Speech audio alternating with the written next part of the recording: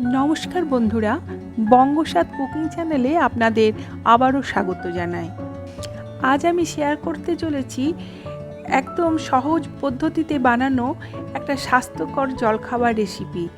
বাঁধাকপি ও কিছু স্বাস্থ্যকর সবজি দিয়ে ওটসের চিলা বা প্যানকেক এটাকে বলতে পারেন।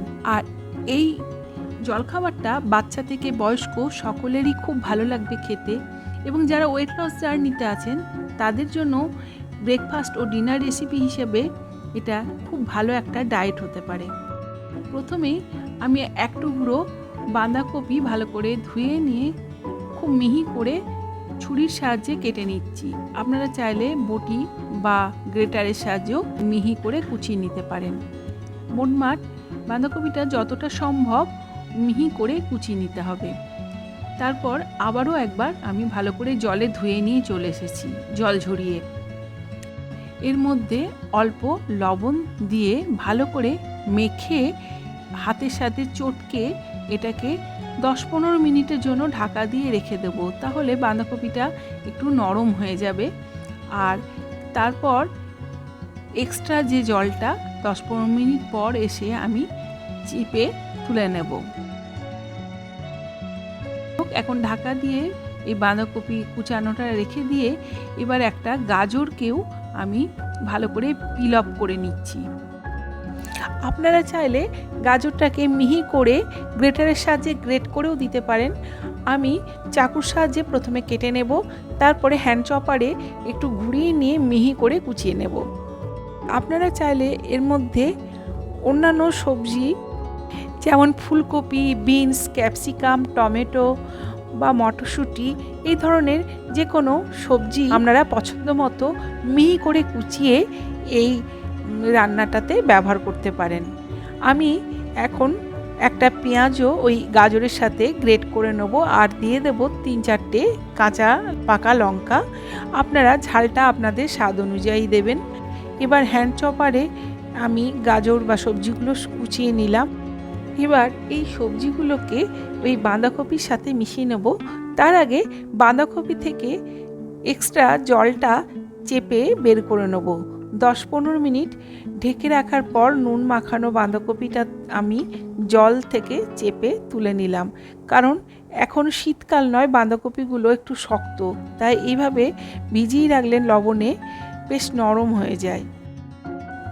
বাঁধাকপির মধ্যেই গাজর, পেঁয়াজ কুচি এবং কাঁচা লঙ্কা কুচি সব একসাথে মিশিয়ে রেখে দিলাম। 1 কাপ ওটমিল নিয়েছি। একটা মিক্সারের জারের মধ্যে এবার নিয়ে নিলাম ওটসটাকে আর একটু ঘুরিয়ে নিয়ে ওটসের পাউডার বানিয়ে নিলাম। এই ওটসের আটা বা ওটসের পাউডারটা দিয়েই মেনলি এই চিলাটা তৈরি করব। কুচিয়ে রাখা সবজিগুলোর মধ্যে একটু ধনেপাতা কুচি দিয়ে দিলাম। এর মধ্যে এবার দিয়ে দেব 2টো ডিম। আপনারা কতটা পরিমাণে ওটস নিয়েছেন তার উপর নির্ভর করে ডিমটা দেবেন। আমি এখানে 1 কাপ ওটসের জন্য 2টো ডিম দিয়েছি। চাইলে একটা ডিমও দিতে পারেন। সেক্ষেত্রে গোলাটা বানাবার সময় একটু জল দিতে হবে। আর দিয়ে দিলাম আন্দাজ মতো পিঙ্ক সল্ট। আপনারা চাইলে সাদা লবণও ব্যবহার করতে পারেন, তবে পিঙ্ক সল্টটা স্বাস্থ্যের জন্য উপকারী। এবার খুব ভালো করে ফেটিয়ে নিলাম। দিয়ে দিলাম 1 পিঞ্চ বা 1 চুটকি মতো হলুদ। আপনারা চাইলে হলুদ ছাড়াও এই ওটসের চিলাটা বানাতে পারেন। আর আমি একটু রঙের জন্য এটা ব্যবহার করেছি। হলুদ ও লঙ্কার গুঁড়ো এই দুটো পুরোপুরি অপশনাল। খুব সামান্য পরিমাণে গোলমরিচ গুঁড়ো দিয়ে দিলাম। আর এই সময় ওটসের আটাটাও এর মধ্যে দিয়ে দিচ্ছি। তারপরে একসাথে আবার ভালো করে চামচের সাহায্যে নাড়িয়ে মিশিয়ে নেব। আপনারা চাইলে এই সময় একটুখানি ম্যাগি মশলা বা পাওভাজি মশলা বাড়িতে থাকলে ওটাও দিতে পারেন। তাহলে বেশ সুন্দর একটা চটপটা স্বাদ এসে যাবে। এবার 1 বড় টেবিল চামচ বেসন এর মধ্যে দিয়ে দিলাম।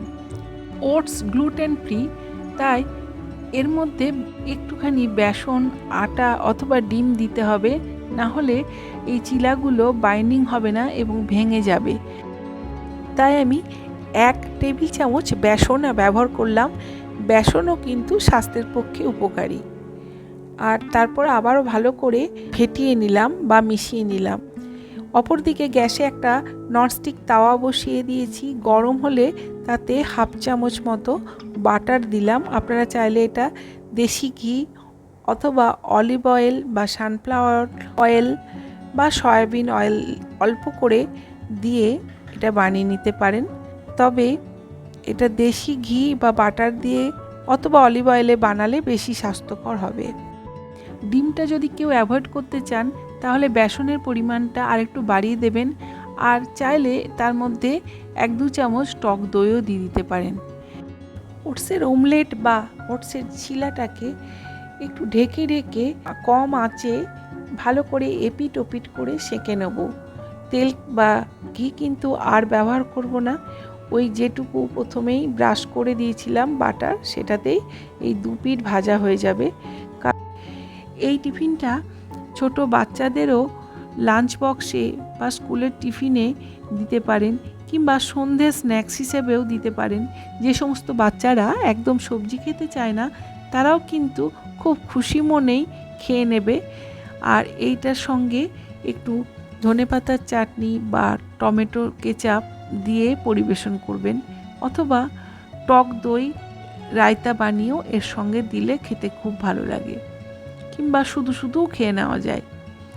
চিলাগুলো কম আঁচে একটু ঢেকে ঢেকে ভাজতে হবে, কারণ এর মধ্যে অনেক কাঁচা সবজি রয়েছে, যেটা এই শিমে ঢেকে ঢেকে বানালে কিছুটা সময় ধরে কুক হয় এবং কিছুটা সেদ্ধ হয়ে যায়। তাই এর মধ্যে যতটা পরিমাণে আমি সবজি দিয়েছি সেটা স্বাস্থ্যের পক্ষে খুবই যেমন ভালো, পেটটাও অনেকক্ষণ ভরা রাখে। দেখুন ছিলাগুলো কিন্তু খুব সুন্দরভাবে তৈরি হয়ে গেছে। খেতে কিন্তু ফাটাফাটি লাগে। 2টো ছিলা খেলে ব্রেকফাস্ট বা ডিনার হয়ে যায়। কম আঁচে কিছুক্ষণ উল্টে পাল্টে ভালো করে এই ওটসের চিলাগুলোকে আমি সেঁকে সেঁকে ভেজে নিলাম। এবার উঠিয়ে সার্ভ করব। আজ আমি টক দইয়ের সাথে এটা সার্ভ করেছিলাম, এবং টক দইয়ের উপরে একটু গোলমরিচ ও বিট লবণ দিয়ে দিয়েছিলাম, আর চিলাগুলোর ওপরে একটু চাট মশলা ছিটিয়ে দিলাম।